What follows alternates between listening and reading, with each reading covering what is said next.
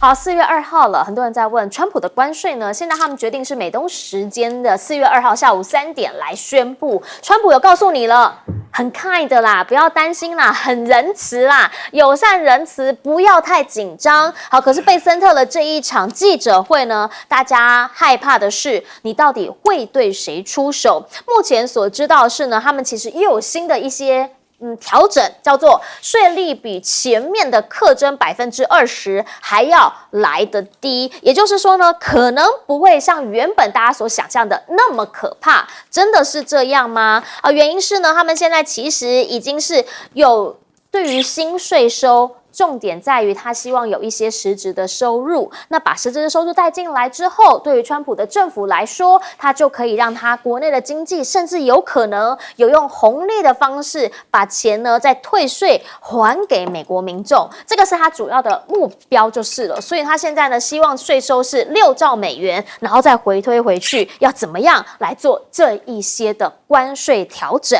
好啦，所以呢也因为是这一些讯息的发布吧，所以你会看到是纳指已经结束了连4黑了，现在早盘呢一度重挫，但是后来呢就明显的收敛回来。那么这个解放日公布关税，专家有警告了，还是要慎而为之哦，原因是因为会重创全球经济。目前知道的是，对关税来说，全球的 GDP 可能会影响到0.6%，可是后面这一句叫做美国才是受伤最重的那一个人，毕竟呢，所有的都跟他有关，那他当然牵扯的会是受害最深，里面就包含了连垃圾桶现在都快不行了啊！这个是纽约的垃圾桶，纽约垃圾桶呢，基本上是跟中国大陆进口的，那如果说呢再加关税上去的话，目前面临的是52.5%的关税。换句话说呢，以前现在买一个垃圾桶，以前可以买一个半，你就知道那个差多少。所以他们就讲金北洛基亚啦，赶快产线转往越南，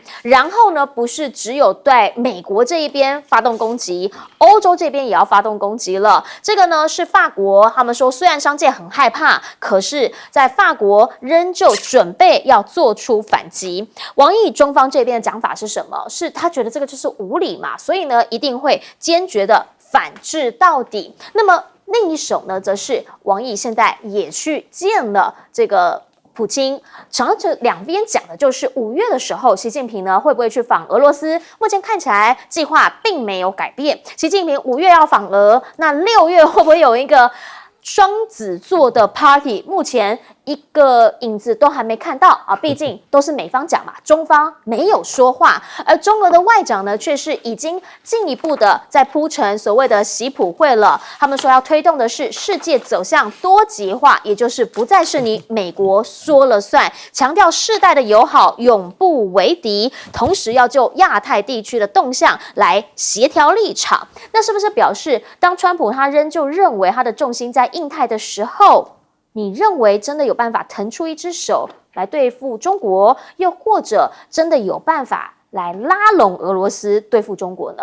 这个就是大家关心的焦点了。来请教一下介大使，毕竟呢，现在大家在意的还是4月2号美东时间下午3点的那一场记者会，川普说会很友善、很仁慈，您怎么看？因为他不得不仁慈友善一点了，因为美国国内的反应就很差了，然后他也没想到加拿大那么强硬，对，他也没想到这个欧盟那么强硬，那他也没想到就是说很多国家的反应都不好，然后他现在说，我可以征这么多的征这个税啊，我觉得他到现在还在自欺欺人要不然就是他无知，所有的他这个关税都是由美国的消费者出钱。对，所以他事实上是向美国的民众多征了很多税，几兆也好，你会还给老百姓吗？这个过程中你就增加了很多成本，对不对？这个钱本来是老百姓口袋里面的，你真的要关税，所有的出口商、进口商都会把这个钱转嫁给谁？转嫁给消费者，所以消费者的钱拿出来是被美国的海关收走了。那美国收走了，它这个里面又要更多的怎么样行政费用？比如说这个就是成本，我们算 overhead 好了哈，10%算很了不起了，那是极有效率的政府了。它这个 overhead 10%，像美国那种政府，整个转一兆钱，它可能成本就20%，收进来20%，抱歉，他还要发回去20%。你6兆的40%就已经在中间就消耗的是极大的浪费。我们今天稍微讲一点经济学，真的是川普的经济学，要不然就是不及格，要不然就是故意欺骗。所以呢，美国的经济学家老早就警告他了，对不对？你这样子做下来的话，只有美国经济今年你知道，这个美国的这个经济机构预测，美国的经济衰退的可能性是40%的，40%经济衰退，而且是最差的一种衰退，叫停滞性衰退，对不对？滞胀，对不对？又停滞，然后你还不断的通货膨胀，最差的一种经济状况，所以他不仁慈。川普现在已经看出来了，就是嘴巴满嘴跑火车，然后呢自己都不会错。你要讲说这个他现在跟什么普丁是好朋友吗？他已经开骂普丁了，泽伦斯也被他骂过了，朋友立刻就翻脸。然后呢，问题是什么？你说你要带来和平，现在俄乌的阵线打得更惨，死伤更大，谁听你的？普丁也不听你的，泽伦斯基也不甩你，所以川普正面临什么？大家都看破手脚以后他一个人去唱独角戏吧。请教一下盛峰老师，饮鸩止渴了。我觉得现在就是饮鸩止渴。就好像一个很在海上漂流很痛苦的人，渴得不得了，结果这喝了海水以后这稳死不可。今天美国大概就这样子，为了解决他的债务经济，那怎么办呢？正在饮鸩止渴，正在饮海水止渴。那为什么呢？我们来看看，他说关税他可以超收多少？先不讲超收，那收的钱总有人付嘛，谁来付？你多的钱那总有人付啊，你不是自己印的。所以我们讲最简单的道理，假如这个进口是非进口而不可，而是美国所需要的，那个厂商绝对不会吸收的了。这一定给谁？一定给消费者。这是再简单不过的道理。那问题是美国什么？美国今天的生产只占全球的12%啊。那生产，而且你的生产大部分不是民生品啊。那个当品是大部分在美国的国人是用不上的东西啊。所以你收的关税要对你有利，是那个东西你有生产，别人要跟你竞争，你收的关税你可以保护国内嘛？现在不是。所以到底这一个董王现在变税王那这个以前他说他什么都懂，现在有人说他是万万岁的税税王那个这个税王呢，到底是乱棍拍死师傅还是乱棍拍死家己这个真的是会乱钱呢？是打死自己，或是打死的师傅呢？这个美国呢，真的不是，因为他的身边太多草台班子的，这些没有专业。是因为捧着他才能活到今天的人，这些人跟他的关系就像皇帝跟太监的关系。太监最大的特点就是把皇帝服侍好，那他就有荣华富贵。可是皇帝一走，他什么玩意儿都不是。你说那就像那个国防部长好了，那国防部长真的别人当总统还会让他当国防部长吗？不会嘛，这不是太监不然是什么呢？问题是这样的草台班子来决定的。所以以为美国还是最大，别忘了，美国之外还有一个中国，它的生产只占全球将近35啊。那么这样的一个生产力，你用关税遏制得了吗？全球现在等于联合起来在跟美国对干了，而中国大陆呢是难得的一个机遇大陆会受伤，但是大陆会得到更多。为什么？因为美国正在揍死自己。这个东西真的。自作内不可活天作内犹可为。这个关税各位看着，一定把美国自己给搞死。本来以为他有一套结果才发现他每天在变像月亮一样初一十五不一样所以乱钱打死自己。双子座吧，可能他想法比较多元因为2个人。好，可是不管怎么说，他一直也认为他跟中方有办法当一个好朋友，可能会有比如说川习会但。这个川习会还盼不到5月，人家中俄已经要先领导见面，而且强调友好的关系不会改变。这个关系到底有多友好？那也就是说，当初美国的这一些智库一直传闻说，川普正在做的叫做反向尼克森，也就是当年1972年尼克森做的是联中制俄，可是他们现在认为川普在做的是联俄制中，但是不要傻了，那个时候跟现在此一时彼一时，国内以及国际的政局完全不一样啊！而且川普才刚刚跟普丁讲完的话，普丁立刻就直接的热线跟习近平主席讨论，所以我们这样讲啊，美国这样的想法其实是不切实际的。另外，我们大家礼拜四就要面临看看他所谓的很仁慈的课税到底是什么状况。不过，财税专家总有一句话，也就是课税就是拔鹅毛，拔鹅毛是一个什么状况？也就是要拔最多的毛，但是鹅叫的最小声，最少的鹅叫。如果说啊，你这样子用力的拔，让鹅痛不欲生啊，那鹅死了，那就惨了，那你就是得不到什么。我举个例来讲啊，也就是说，以 Goldman Sachs， 也就是高盛他来讲啊，他对于去年第四季到今年第四季这整整1年度的一个经济成长的一个预估，美国原来应该是 1.5%的。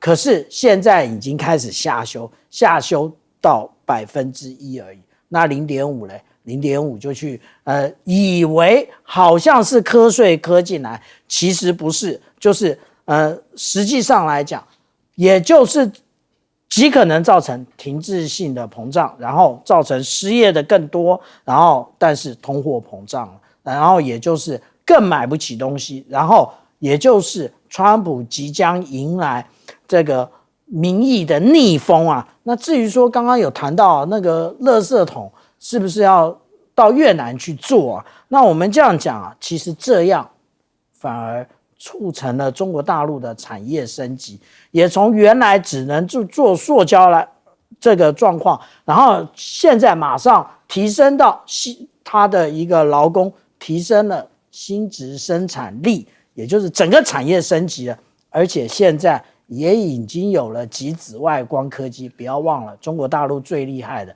也就是当它造成经济规模之后，立刻就会变成白菜价。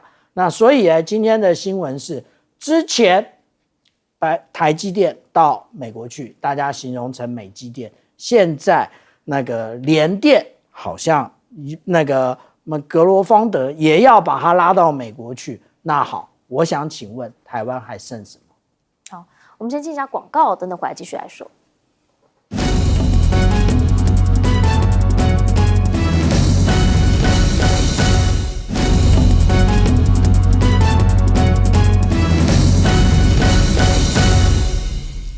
好，欢迎回来哈。我们刚刚看到这个快讯说，这个天王木村已经来到台湾了啊。其实最近呢，它有蛮多的消息，都跟什么有关系？跟一些产品的代言有关系。像我们看到在网络上很夯的是谁？这一位甲亢哥。甲亢哥呢说，下午3点呢，他也在开直播。最主要原因是因为最近的直播，知道他人其实呢在对岸，然后热度是狂涨。为什么？因为我今天早上看他每一支影片几乎都是几百万这样子的一个点击率，很可怕的。来看到他之前在直播说想见到 Super Idol， 结果后来还真的就马上看到 Super Idol 了。然后他也发现说呢，在做一些舞蹈比赛的时候，竟然马上就有人可以跟他一起跳舞了。现在看看画面。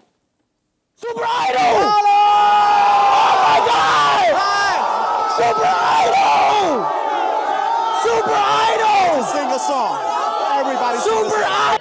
2, 3 Super Idol 的笑容，都给你的天白秋路的阳光，都给你那种让爱就改变都入了你，难道没那真的谁？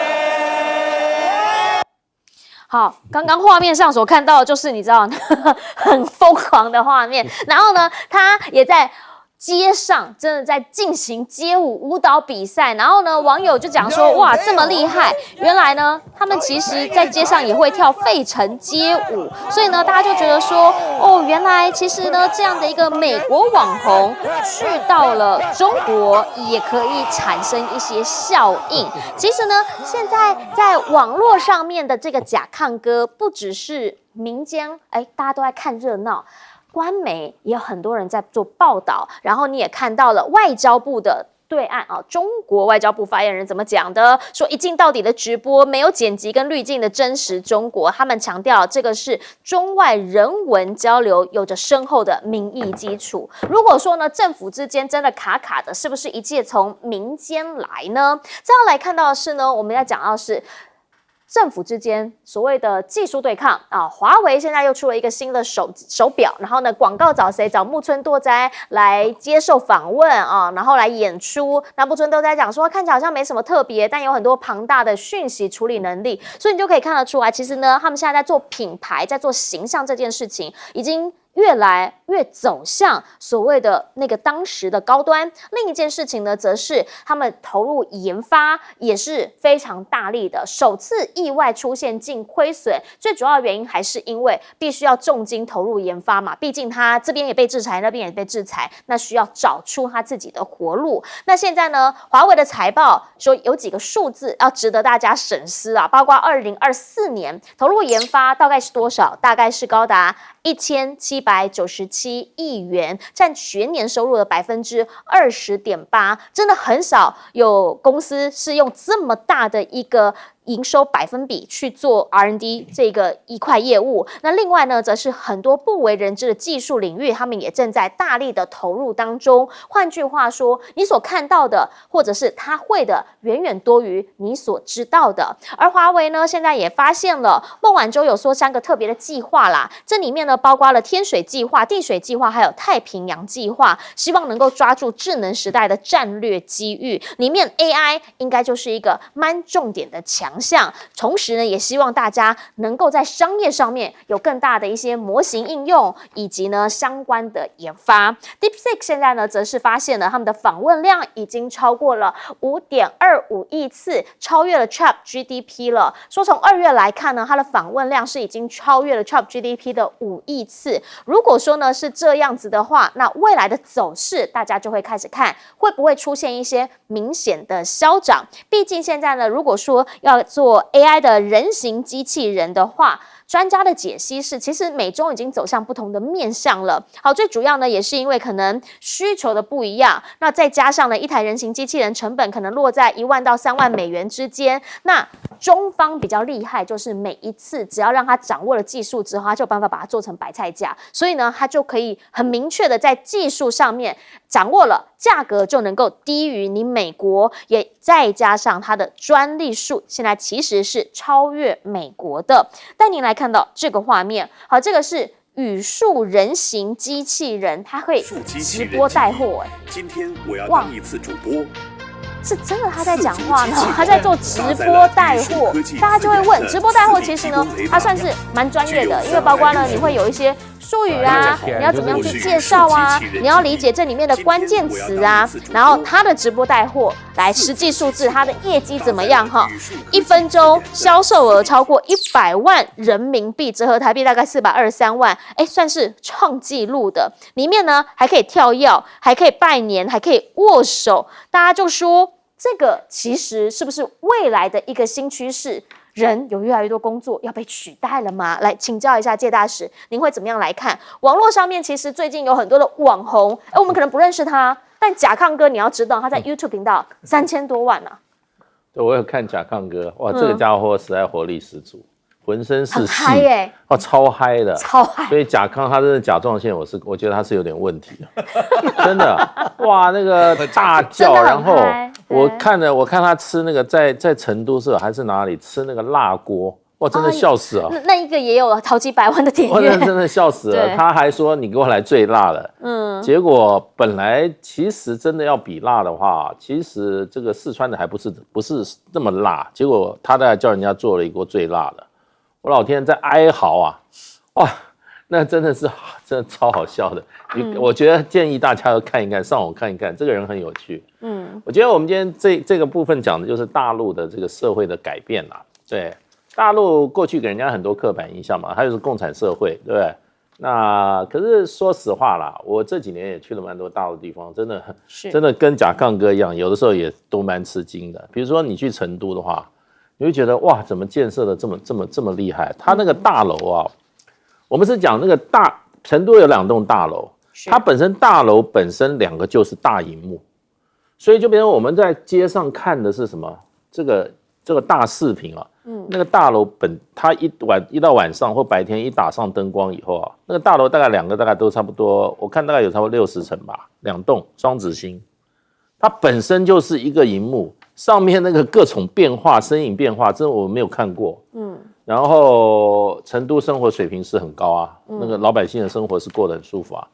他们那个脚踏车道，郊区的脚踏车道，那四通八达，那个不是说在地上画2条线哦，它是过马路的时候，然后一个高架桥过去，你说哎这个怎么高架？他说这是脚踏车步道，也就是说他们的那个投资啊，还有基建啊，你这不去的是不太相信啊，而且。如果你对大陆社会原来是接受西方媒体的刻板印象，是啊，人民很不友善，很不活泼，很不快乐，然后呢，人与人之间充满了防备，然后这个很脏、很落伍，治安也不好的话，如果是用这种认知去的话，那你最后就跟着甲亢哥一样，处处充满了惊奇啊。所以我觉得他这一路来讲是一个惊奇之旅，然后他自己惊奇。然后又带了美国的观众，全世界观众也感到很惊奇。那也就是说，只能怪，要说为什么会有这个现象，也就是说，中国大陆社会被外界所怎么样扭曲、妖魔化的形容太久了。那它只是反映出中国大陆的现状了。那另外一方面，你不管讲现在大陆、现在世界上最有竞争力几个公司，我跟你讲，都不是西方公司。第一个华为，第二个什么比亚迪，第三个宇树科技。宇树科技，我跟各位提的就变成说，我都在想了，就买机器人了，网上可以买。它生产的东西基本上已经要走入你家里了。我们刚刚看那个机器人，再过一阵子，你在那个网站上你就可以买了。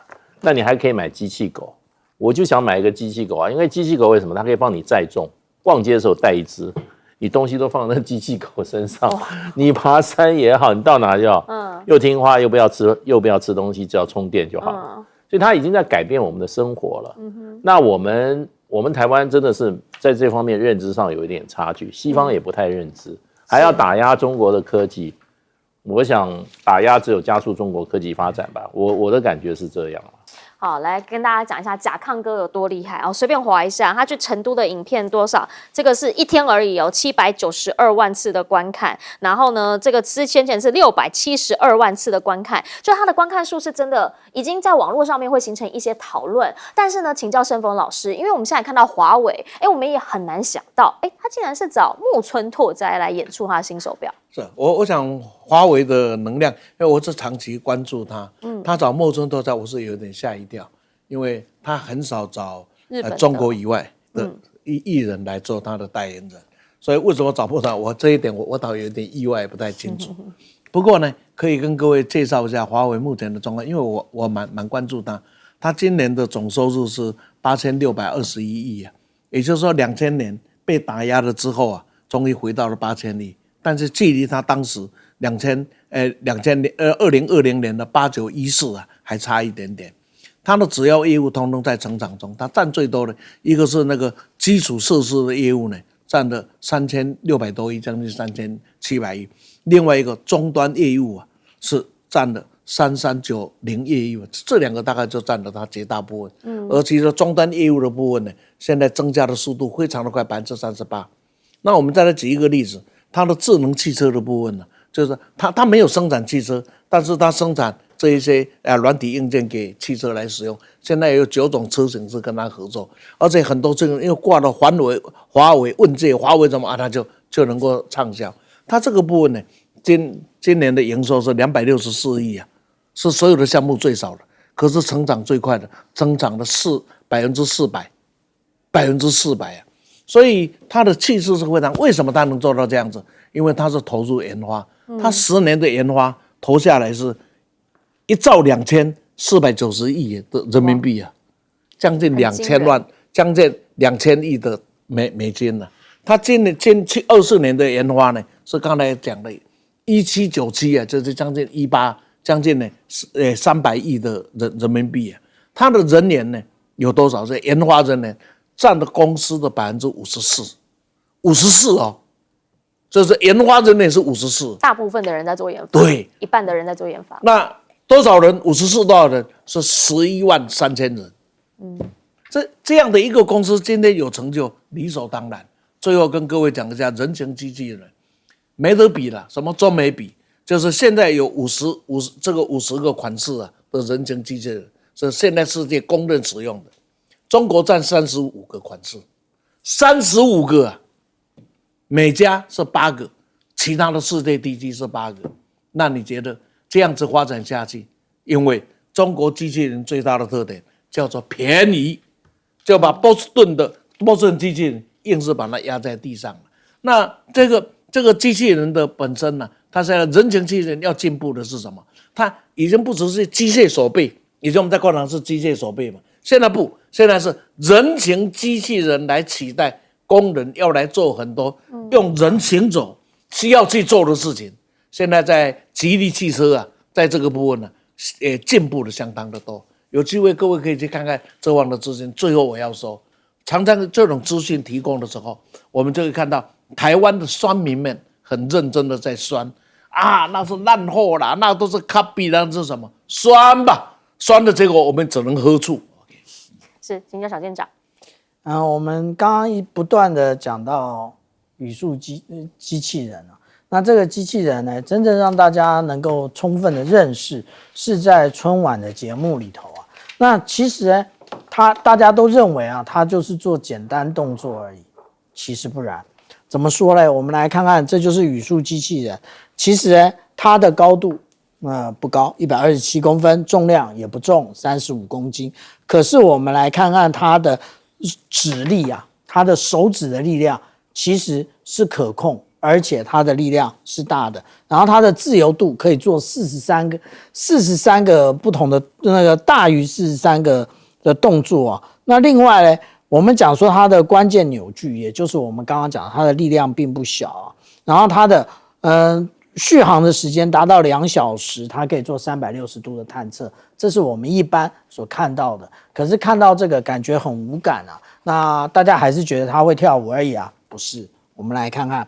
他如果说我们看他的当初的展示啊，被人从后面踢一脚，他其实没有摔倒啊，他立刻就可以平衡回来。那这个也就是他的感测的装置以及他平衡装置的能力啊。那另外呢，我们看他可以开可乐，你说开可乐很简单嘛，可是这是玻璃瓶啊，它的力量不能大到把玻璃瓶捏碎，但是又要刚好的把用那个开瓶器把瓶盖打开，这个协调的能力就很重要。另外我们看到这边这一个，它其实它还可以电焊啊，也就是电焊，我们大家都认为这个应该是人来做嘛。那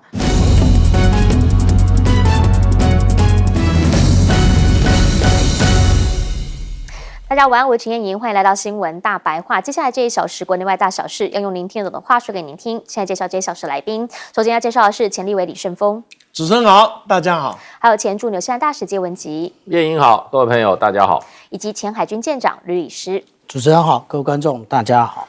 一开始要带你来看到的是，现在呢名称出来了，海峡雷霆2025A。好，在这一波的对岸军演当中，我们的政府告诉我们，这个叫做战力虚假，外强中干，那个惊啦哈，我们会摆出强硬的态度，让他的玻璃心被戳破，让他继续加码吗？好，打一个问号的原因是因为人家今天真的有非常具体的动作了。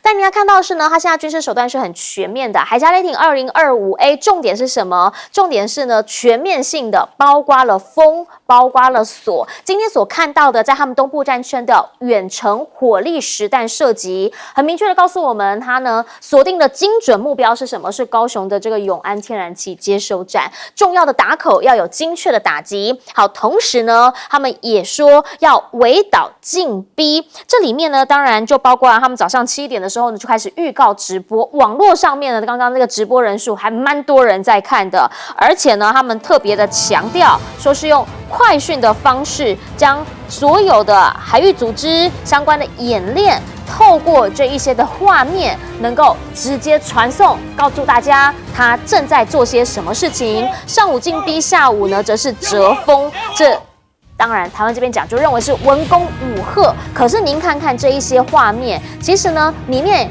蛮精确的告诉你他想要做些什么事情。好，那我们到底做好准备了没有？这个呢，就是他们对外所公布的画面，也有看到了数十架的歼击机、轰炸机在我们两边进逼。好，如果人家的空中截击、对海突击、对陆打击，等于是海陆空通通都来的话，那要做什么？要做的就是要域要道的风控，等于说呢，他要完整的把你包起来。这个是第一次看到的，毕竟这一次他说要让你有感觉嘛，所以我们确实在昨天晚上就有人看到了高雄这边的 LNG 船好像有点绕圈圈进不太来，原因是因为真的有实际上面在军演的时候影响到我们的一些作为或者日常了吗？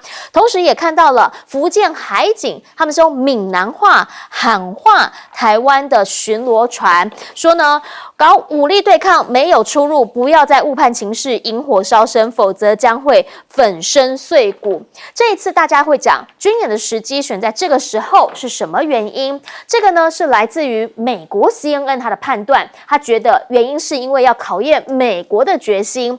他提出2个时间点，第一说现在呢刚刚好是美国的国防部长亚洲行、印太行回到美国的时间点，也就刚结束，那我就马上来演练，告诉你我是舰队美国。另一件事情呢，则是美中要即将恢复贸易谈判了，所以呢这个叫做在向华府这边传递讯息。那华府这边接收到了，怎么回应？白宫发言人讲，他们反对片面以武力或者胁迫改变现状，听起来没什么特别的。但是呢，也传出，其实呢，当这个 Hexas 他到了韩国或到了日韩这边的时候，跟他们怎么讲的？说你们任务要扩大，必须要保台。南韩的前国安顾问呢，就特别提到，川普的方向其实很清楚，不管是驻韩还是驻日还是驻澳，这些美军的终极目标都是中国。你以为真的是保护台湾吗？还是人家是在保护自己，是在保护那个 G2 其中之一？因为他现在花了20亿要强化他的岛链作战。但我们在第一岛链，它强化的是第2岛链啊，所以大家就问，这些钱花在第2岛链上，某些层面来说，是不是也就真的证实了我们很多军事专家所讲的，他根本就已经放弃第1岛链了？台湾身在其中，要怎么看？回过头请教一下小舰长，您怎么样来看？好，现在国防部告诉我们，别惊啦，战力虚假。外强中干，可我们今天又看到了非常多对岸所发出海峡雷霆2025A 的一些精确资讯，您会怎么判断？我们先看这个从昨天到今天，其实它演练的方式并不太相同。那也就是昨天我们所看到的，它这一个联合演训它是解放军在前，中国海警在后。那以今天来讲，这个海峡雷霆2025A 的话，就变成整个转向，也就变成中国海警在前，解放军的舰艇在后那也就是我们看到这个今天早上，这是今天早上8点的时候，他开始宣布说还要执行这个海峡雷霆2025A 的一个演训。其实那它的演训的重点在于实施查证、识别、警告、驱离、拦截和扣押等等，这一些不是军方的作为，这叫做海域执法。那相对于昨天是完全不同的，所以如果我们来看昨天，其实这一些海警船就已经通通都已经在位置上了，那只是昨天的位置不同而已。那有关于海域执法的内容其实以前我在我们这个节目都提过以这一个海警法来讲，第16条他就提到了，为维护海上安全以及秩序海警机构它其实是有权在它规范的一个海峡那个管辖的海域，但是海警法里面并没有讲管辖的海域在哪，它是用另外一个法来讲，它在哪一个法？也就是我们看到这个国内航行海船法定检验技术规则里面，它特别讲了有关于台湾海峡，其实就是在这一个它的一个近海航区。这也就是为什么今天他特别讲在台湾海峡的中部跟南部演练的重要原因。那我们昨天大家都看到了这一个汉口街的这一张图啊，那呢，当然大家每一个众说纷纭啊，讲的不同。那我跟大家报告一下，我们可以看到这里有一辆警车，这里又有一辆警车，上面有它的那个警示灯看得很清楚。可是这边亮灯的这2辆车，它不是普通车，它是云豹，也就是说，它就是我们讲的万军计划这个总统撤退的时候使用的车辆。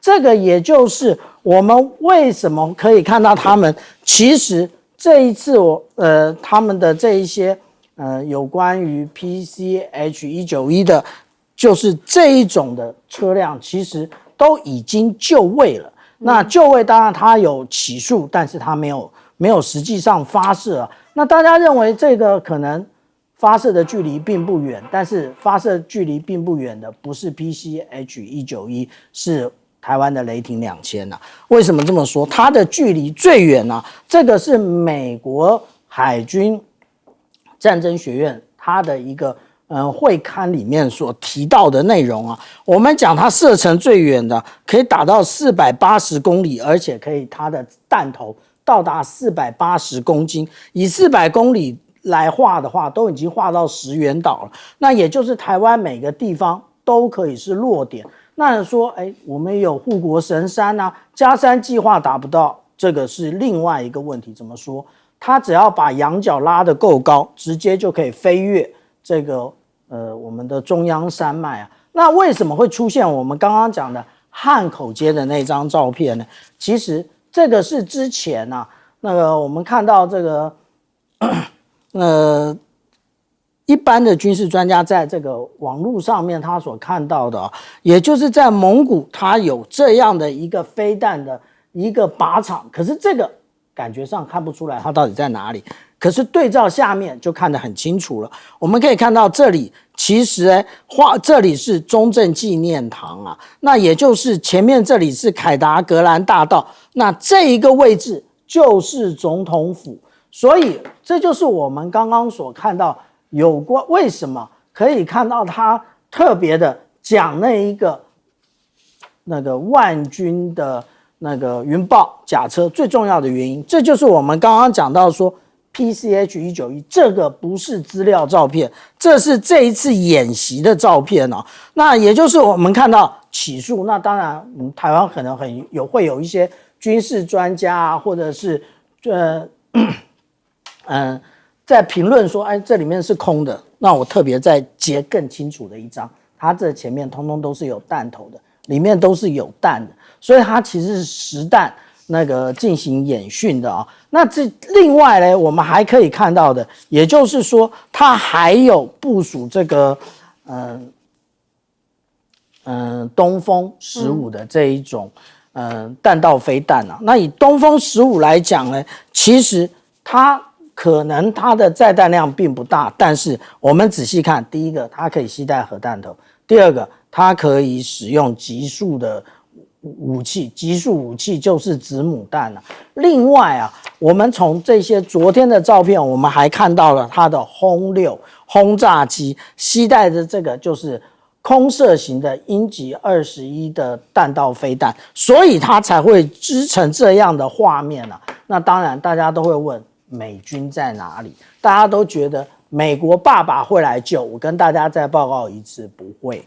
那他的卡尔文森号现在在穿越苏禄海，准备进入南海之后，一路往西走，然后进入到那个中东这边来解决这一个杜鲁门号的问题啊。那我再分享另外一张，就是2022年的时候，裴洛西这个众议院的议长离开台湾的时候，他离开台湾是8月2号，结果8月4号军演，8月4号军演，大家都说这个时候雷根号在哪里？雷根号跑得可快了，跑得远远的啊，他才不会，他哪怕这么近，他都不来进行一下海军的兵力展示，跑得可快了。为什么？因为他对于美国而言，台湾不是他重要的国家利益，台积电才是。好，确实这一次第一次他很明确告诉你，就是要预要到的一个风控。那昨天我们也看到，在 LNG 这边呢，也有人说是不是实际受到一些影响。今天要告诉我们，他们要模拟的是直接把我们的这个 LNG 接收站给摧毁了。那这让大家就会比较有紧张的既视感。可是呢，美国怎么解析？美国认为是考验美国的决心。请教一下盛峰老师。这样子，不用考验美国的决心，因为美国的决心早已经让中国大陆知道了。现在是中国大陆明白的告诉美国说，我就是这样子的能量，那你来做决定吧。所以已不是考验，这我就是这样的能量，你来办了。在这一次的演练里面呢，这个我换从政治的层次啊，跟各位来探几件事情一下。第一个，有关 CNN 的报道里面讲，这是什么？这个测试是跟美国啊的态度有关，什么中美要谈判的前夕啊，干什么等等等等，这个自我吹嘘不需要，因为中美今天要谈判的焦点不是在这个地方，所以这个是假的。第二个呢，我从台湾的角度要来看几件事。第一件事情，围岛今年是主权的宣示，因为我把演习的地点放在我认为我主权的所在地，而不是模拟地。在这样的情况下，美国的抗议不是说你不可以在台湾今年，他的抗议只有一个，你不可以威胁他。各位，这个立场态度是差很大。过去是用外交来确定主权，所谓的台湾是中国的一部分，现在用军力，好，现在这更麻烦了，就是警询。这警询里面告诉什么？这不是宣誓，是告诉你我就是在这里，就是说我行使我国家的权利在于我的领土上，所以这次海警来最重要的态度是，我用我的行使权利在领土上，已经不是宣誓了。那我们的回应呢是外强中干，我不晓得该怎么谈下去了，我已经不知道了。我们这个政府除了制造神奇的议题是一流的高手啊，面对问题是毫无解决的能力啊。